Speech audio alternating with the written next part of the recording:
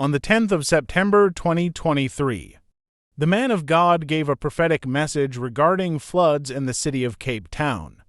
These were his words. The city of Cape Town must do what? Must pray, because a flood is coming. On the 25th of September 2023, a few days after the man of God has shared the prophecy and instructed the congregation to pray regarding floods in the city of Cape Town, it was reported that floods have hit the city and claimed at least 11 lives. Let us watch.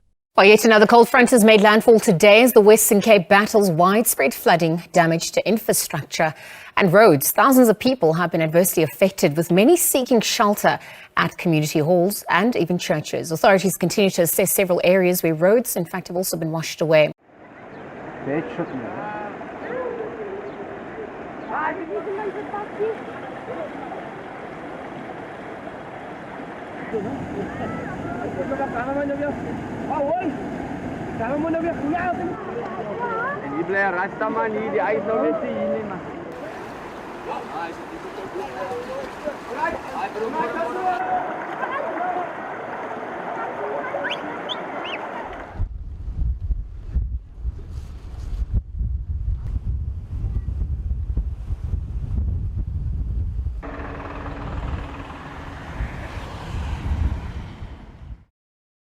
We must pray, because in the city of Cape Town, a flood is coming.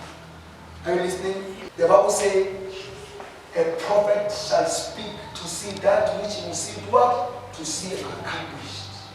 Are you listening? Relief efforts are also en route so that more than 1,300 residents in an informal settlement in Rawsonville in the Boerland, where more than 300 structures have been flooded, leaving the community cut off at this point, where the Huguenot Tunnel has also been reopened for light motor vehicles but remains closed to heavy vehicles and trucks. Meanwhile, provincial officials are today expected to provide an update of the impact of the recent floods on the agriculture sector and relief interventions.